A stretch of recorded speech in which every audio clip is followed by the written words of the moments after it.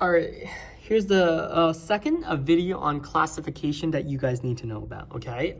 This thing right here, and this thing, they're all pyramids.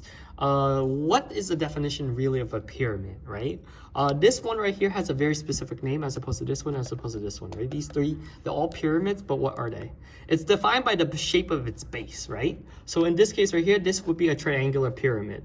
Why is it a triangle? Well, what makes a pyramid? If all the sides of it are actually triangles, okay? So this is a triangular pyramid, okay? This would be a rectangular pyramid, okay? Now remember, a square is a rectangle, so it's a rectangular pyramid because it is a rectangle surrounded by 4 triangles, okay? And this flat section of this is what would happen if you unfolded each of these 3D shapes, right? And this would be a pentagonal, right? Pentagonal pyramid, because if you folded this back up, you would have 5 sides connected to the top, and each side would have a triangle around it. Something like that, okay? So that's the first idea that you really need to know. What is a pyramid? Whereas, easy to be confused with, whoops, this thing right here, which is also known as a prism, right? So what's the definition of a prism?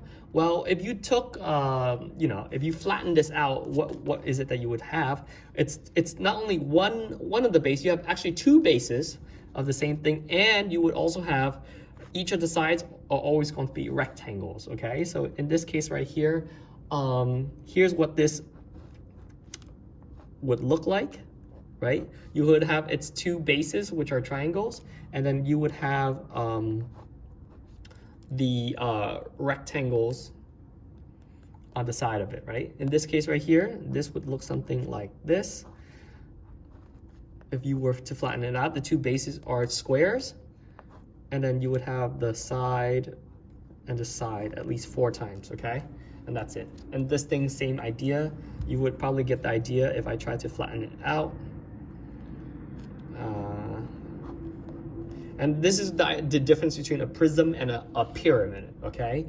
This will be a pentagonal prism. This will be a rectangular prism. This will be a triangular prism, which is to differentiate from a triangular pyramid, a rectangular pyramid, and a pentagonal pyramid, okay?